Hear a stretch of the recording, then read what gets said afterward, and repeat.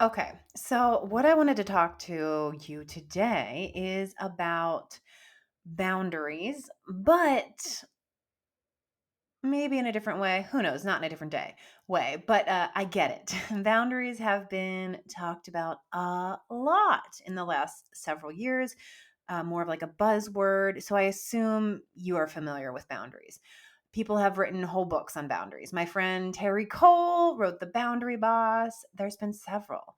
So you know some things about boundaries. I wrote a chapter in my book, F the Shoulds, Do the Once. If you haven't gotten it yet, what are you waiting for?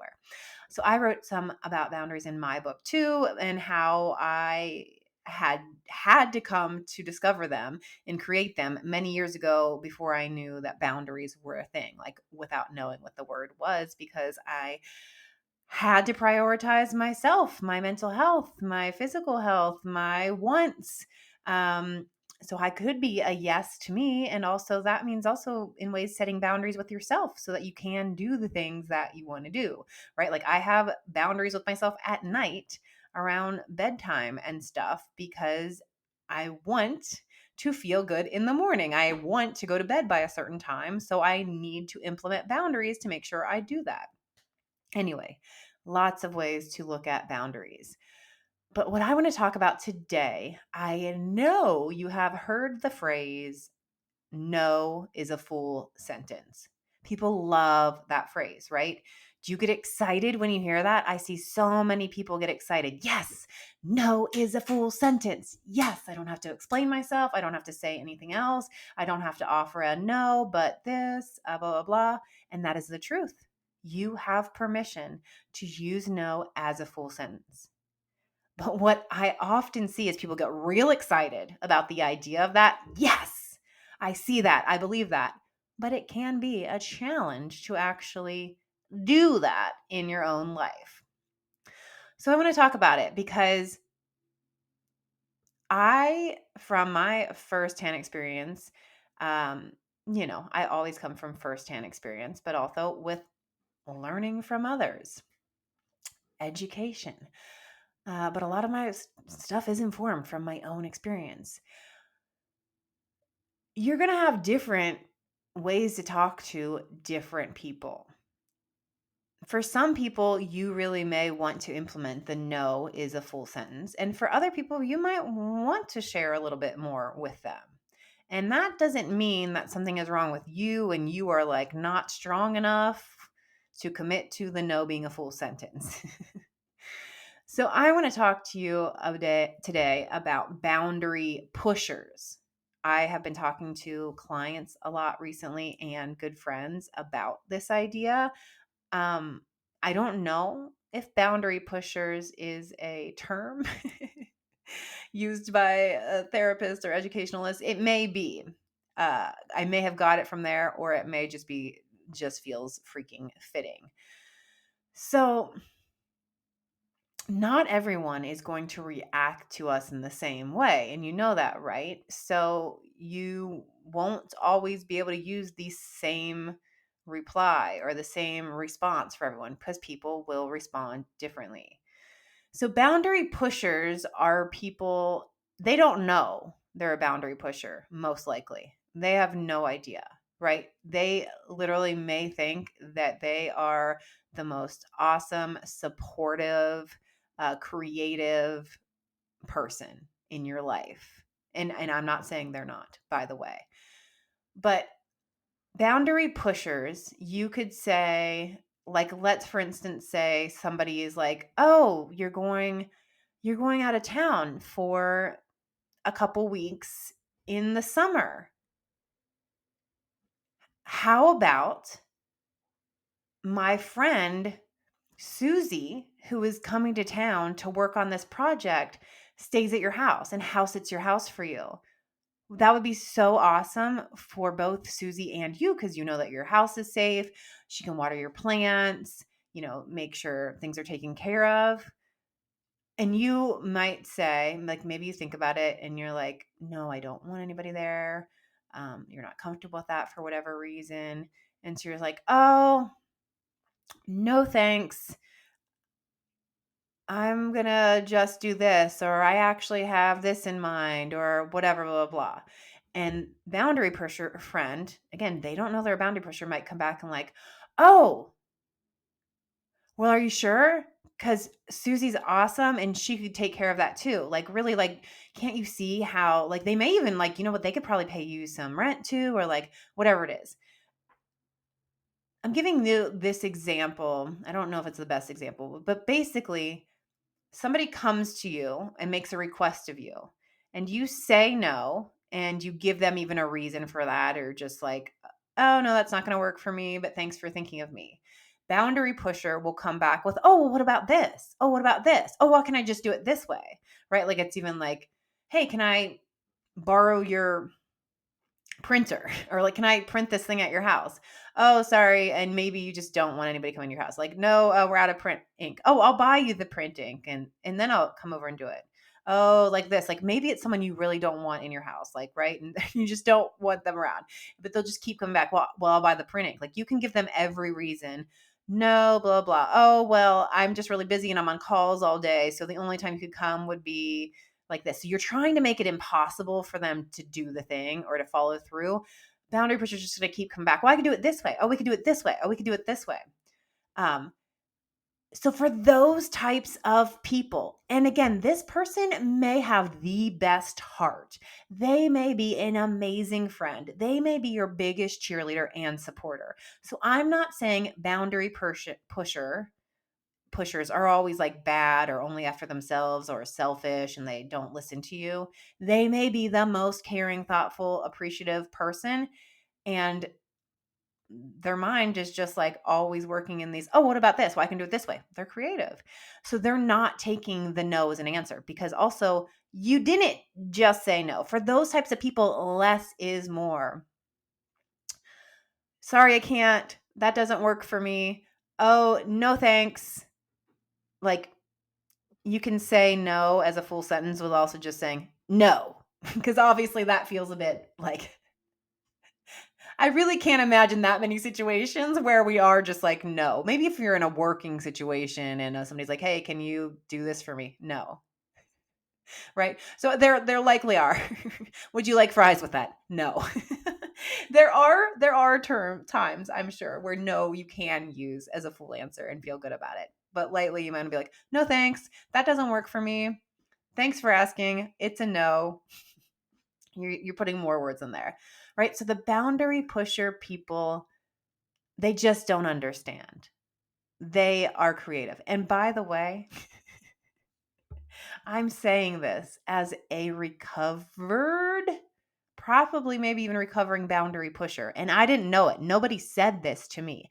I now, looking back, can see, oh, you know what? That person was trying to say no, but they were afraid to say no. And so they just did a lot of other talk. And then I was just like, oh, we can do it this way. Oh, how about this? Oh, I'll do this.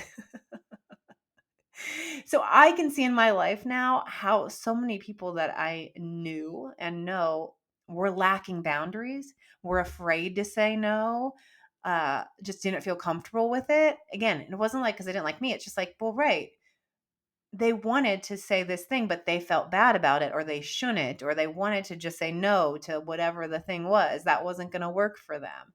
But they were prioritizing other people's wants and needs, or maybe they were trying to say no to me, but they didn't actually say no. They had a lot of other blah, blah, blah, blah, blah, and hoping I would hear it as a no. But I'm a go-getter. I'm a creative person. I'm a someone, you're staying in a hotel room, they give you a coffee maker or they don't give a coffee maker. I'm going to call the front desk because I like tea and be like, hey, do you by chance have a tea kettle? They do, and they bring it up. That's a silly example, but that's something I would do on tour. And other people were like, how do you have a tea kettle in your room? I was like, oh, well, I just figured I'd call and ask if they had one. Like, that was not being a boundary pusher. But again, I'm someone who's like, oh, well, why don't I just see if this is possible? Why don't I try? And that has served me well in life. And I also can now, like I said, see, oh, by the way, I don't think those people resent me. I'm still in great relationships with them, but I realize myself. And so now I will say to people, When I know that they maybe are not good with setting boundaries or saying no, I'm not pushing them. I will be like, hey, blah, blah, blah. Do you want to do this? I offer this. And then I also will go, and by the way, if that doesn't work for you, if that doesn't feel good, if you are too tired of, please tell me no. You won't hurt my feelings at all. So I often talk to people now, giving them an easy out, helping them say no to things I want. I help people to say no to me because I want people to be doing the ones, not doing things because they feel like because they should say yes, because they love me, because they support me, because they're a good friend. So I'm always opening the space for people to say no to me and boundaries, knowing that, oh, this is not easy for people. It's not easy for me. It's a lot easier. I've had so much years and years and years and years of practice, and I can still be like, oh, like this week I had somebody, we had plans. They wanted to do a different plan. And part of me was just like, well, yeah, those are also good plans. I could do those plans. I was like, but really, I don't want to do those plans. How about I offer, like, oh, no, I'd rather do this and it's okay. And the person was okay. They wanted to do my plan, that we said okay to my plans. Like, and that you might not think that that's a boundary thing is, but it kind of is, where it's like, you end up abandoning yourself and what you want to do because you're putting someone else's needs and wants above yours. I don't know if that's a boundary thing or not. Maybe I need to call up Terry Cole. Either way, it's on topic for what I'm talking about, right? When we are setting a boundary, when we aren't setting a boundary, we're abandoning our own needs. So with the boundary, we are like, okay, I'm prioritizing myself and my needs. I'm allowed to do that by me taking care of the best care of me, by me doing this, then I'm going to be able to show up in the world and for these people as the person I want. That doesn't mean that I'm never bending to anybody else's, right? It's not, no, I only say yes if it's my idea and my plan and all of that. Obviously not, but just like giving yourself the chance to even be like, oh no, that I would not prefer that. You know what? This is what works for me. Anyway, back to boundary pushers. I realize that I was accidentally one of those people just because I'm eager, excited, let's do this, I can figure this out. I'm a possibility creator. That's why people love working with me, especially people who are putting their work out in the world, because I'm not going to tell, nope, it's only this way and that's it. No, let me dream up possibilities with you. That is who I am. And so that has made me a boundary pusher in the past, and now I'm aware of it. So some people, and some of these people, they are only out for themselves. They aren't thinking of you. They just want what they want, and they might be boundary pushers. But I'm also letting you know there are good-hearted people like me who may accidentally be boundary pushers, and they just don't know it. They don't realize it because so many people don't set boundaries or say no, and they're just hoping, if I think about it like this, will the person understand that I don't want to do that? Right? Because most people you're not communicating. We're just hoping people will figure it out, and then you're going to be resentful or an upset or feel taken advantage of. All things I talk about in my book, F the Shoulds, Doing the Once, how so often we're doing these things we think we should to please others, what others expect and want, and then we end up feeling bad about it. So when you're only doing things from a place of want, oh, life is so much freer and better. Okay, so for those sorts of people, and you will learn, you'll figure it out. You start to figure it out. Oh, these people less. These people I say less. For others, right? So now when I'm saying no to people, it's often, let's say this too. I'm someone who loves people, loves my friends, wants to see them in person. But I've also realized I'm more of a one-to-one or small group person because I want to like be with you. I want like to have the real conversations. So I will go to a big gathering. I love a party. I love an event. I love a lot of people. And also though, if I'm really looking for that special one-on-one connection time with you, and like, so a friend came in town and the only time they had was they're going to, have a big dinner with like 8 people. And for me, I really want to see this person. I want to show up for them, but I also have a lot on my plate. I have the kids, I have, whatever, my own life. Okay, so crossing town and this and all, whatever. I want to see that friend, but I more would prefer to see them one-to-one in a small group so I can actually like have a conversation with them. You show up at a big dinner party at a busy restaurant, I'll give the friend a hug. I'm going to likely end up sitting across from somebody else, or even if I'm sitting across them, everybody's trying to vie for this person's attention. So there's going to be like moments. I would have had an amazing time, but I also know me and I know what I wanted. So I also feel like, oh, am I a shitty friend because I don't want to see her in this big group setting? I only would want it for this. And so so it wasn't like no is this full sentence for those sorts of situations. Hey, do you want to meet? Hey, I'm coming into town. Do you want to meet for dinner? We have the reservation of this. No. Said, you know what? I so want to see you. I so value you, but I really want this type of time with you. And I don't think that's going to happen at that. So I'm going to pass on this invite and let's do this instead. So I offered some other options. And then he was like, okay, let's make a phone call happen. And the next time they came to town, I did see them in a more one-to-one setting. I don't know if that was, again, I don't know if I give the best examples when I'm giving it out, but basically when you're saying no to some people, you're allowed to explain a little bit more. And even in teaching them, when I go into how I first learned about boundaries, again, this is before boundaries was a widely used term. So I didn't know I was setting boundaries. But when I started to be a yes to me, I felt bad saying no to friends. I wanted to see these people. I love them and support them, but I really wanted to just stay home, or I don't want to go to that bar. I don't want to do this. So being able to say like, yes, I want to see you, but no, that doesn't work for you. Me, like, no, I don't really like being out, that I don't like being in, loud bars, or I love you and I support your music. I just am really burned out on shows right now. So how about I do this? How about I come and see you before the show, or this? So I think this is still boundaries, but again, the point of this podcast is about no being a full sentence. So in many cases, I want to give. I don't feel like I should give them an explanation. I want to give them an explanation because I want them to know I love them, I support them, I'm there for them, and this is what I'm available for right now. So that is where it's like figuring out, what do I want? Why am I saying yes? Why am I saying no? How does this feel? And then like you can explain that to people. And again, you have to be aware, but also constantly learning about, who do I share that much information with? Because who will get it and who will not? You will know. You likely already do know, but maybe you don't want to believe it about certain people in your life. So you'll figure it out and learn, oh, this is the type of person I just go, no, that doesn't work for me.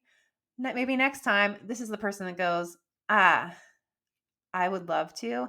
This doesn't work because of this, or I want to do this. Or go back to that example with like house sitting, right? Um, just being able to say, I would love to be able to help your friend, but that doesn't work for me.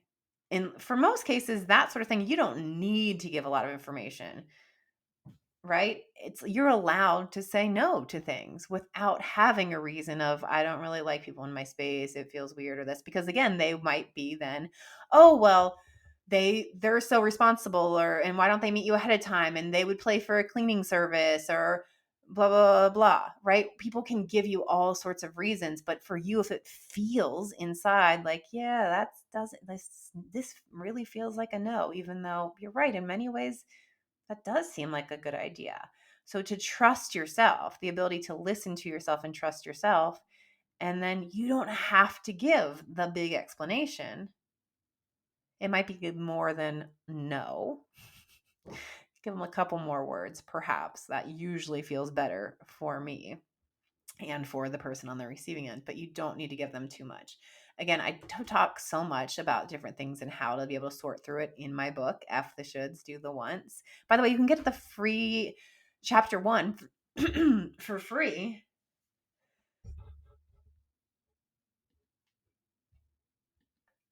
Had a cough there. You can get chapter 1 for free if you go to yourjoyologist.com/gift. You can download chapter 1 and a selection of heart talks for me, like audio downloads that are just a couple minutes long. Um, and this is, again, this is not necessarily a boundary thing, but depending on who you're talking to, sharing more about your life, you get to decide who you share what with. Someone might ask you, "Hey, how are you?" And you just go, "Things are good.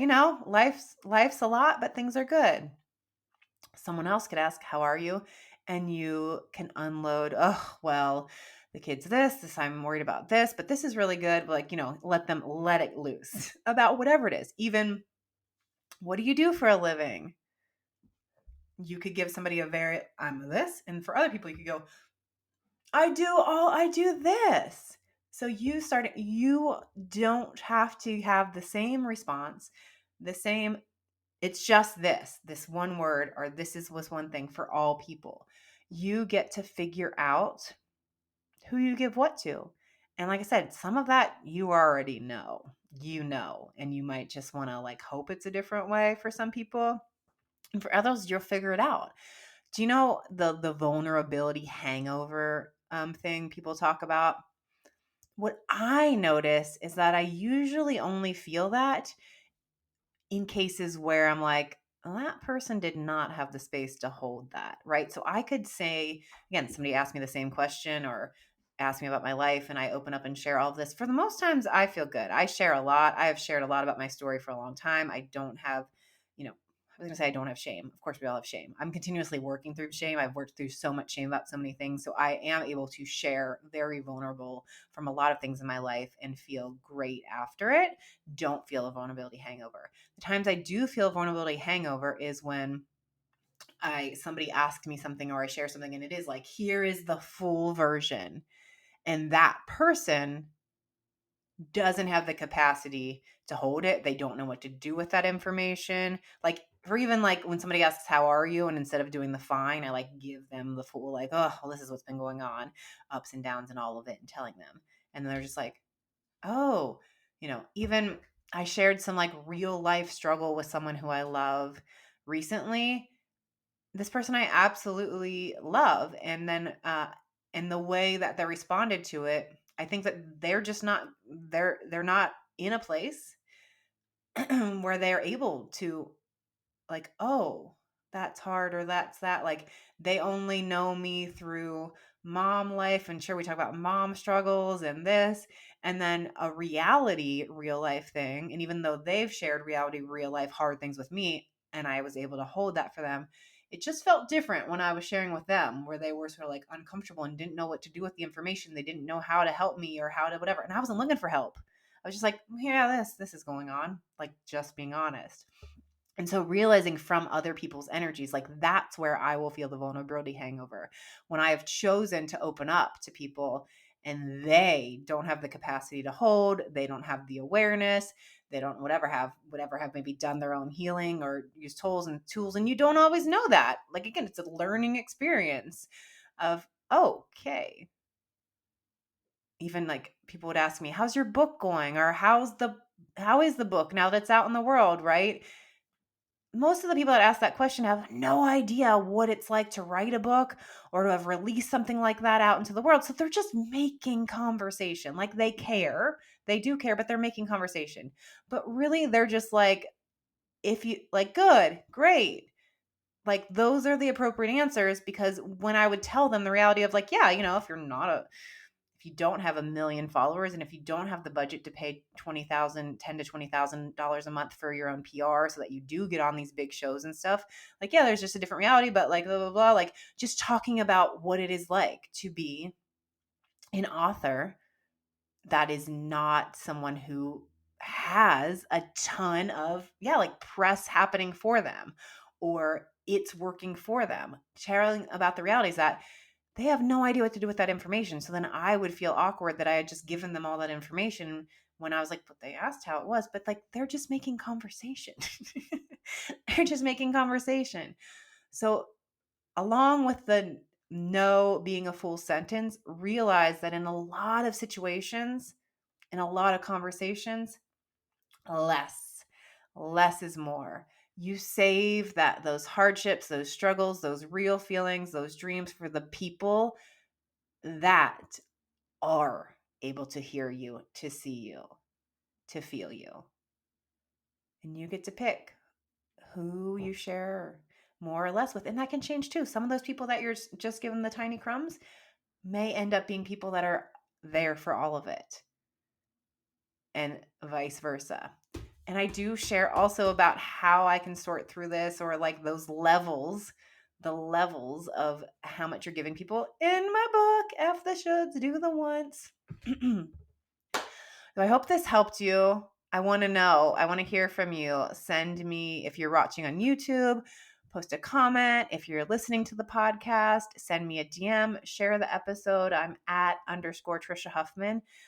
Let me know about boundary pushers. If you yourself are like, oh, I might be one of those people, or if you know people in your life, you don't have to name the person, but just like, oh yeah, right. That makes sense. And again, some of these people are like, they're only thinking about themselves. They don't get it. They are like trying to fully, run you over. Like not that they're really trying to run you over, like that's, they just only think about themselves. But there also are good-hearted boundary pushing people that are just like, oh, okay, what about this? Oh, well, we can do it another day then. Okay, how about next Friday? But again, realize those boundary pushers only are likely showing up that way because you're not communicating clearly. You're not just saying, no, that doesn't work for me. No, I don't like to go out to loud clubs. No, this. Oh, my schedule is actually really full for the next several months, so I can't make space to meet up.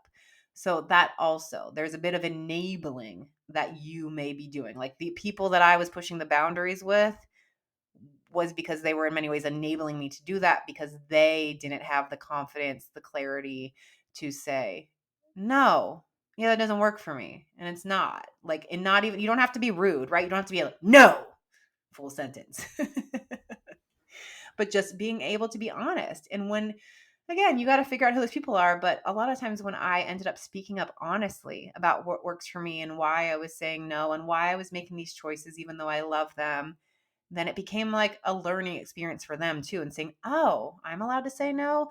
I'm allowed to say, I don't like to do that. Can we do this instead? I'm allowed to make all my social meetups be walks instead of going to the bars, or if you're in a budget too. And so you don't want to be meeting up with friends all the time because it feels like you're spending money. You can change that. Hey, let's go grocery shopping together. Let's take a walk together. So boundaries, and also just you allowing yourself to make the choices that work best for you when they also involve other people, right? It can be challenging to make the choices that are best for ourselves when we're on too, but when they involve other people, it's so much easier for us to abandon ourselves, be like, oh, okay, well, maybe just this other time. Okay, well, I told myself I wasn't going to charge anything else to my credit card, but I do want to see my friends, so okay, I'll do that. Like whatever, we end up bending our rules more often for people, especially for people we love. So give yourself the chance to speak up for you, to say no, to say, that doesn't work for me. What about this? I really hope this has supported you. Hit me up, download my daily inspiration app in the Apple app and Google Play Store. It's called Own Your Awesome, hundreds of powerful thoughts and affirmations. Shop my product line. I have a new limited batch of tumblers that are gorgeous with the affirmations engraved on them. I'm still doing the mystery ball where like you just spend money and you can write, or you choose an amount of money, like say $30, and you write in like what's happening in your life or what you're calling in. And then I send you double that amount of products. So $60 worth of products if you choose 30 that are like customized for what you are wanting or going through or calling in. And of course, there's one-on-one coaching. You can hit me up if you're interested in that, at _ Trisha Huffman. And heads up, my book, I know I've mentioned it so many times on this podcast because I was like, oh, right, I think I talk about this there. My book is almost turning 1. And so I am planning on rolling out some sort of book club workshops where, whether you've read the book or not, you could sign up for either all of them or pick and choose which ones you want to show up. And we basically will workshopping the chapters of the book. So it won't just be like me reading the book to you or lecturing what's in the book, but like, all right, so let's work on shame. Like, let's have a call where we're working through our shame and resentment and guilt. So you're like showing up and actually doing the work of the chapter. So different topics for different weeks for different chapters. I'm really excited about that. So keep your eyes open. That will be coming very soon. All right. I hope that this episode has supported you. And I'd love to hear, what are you claiming for yourself right now?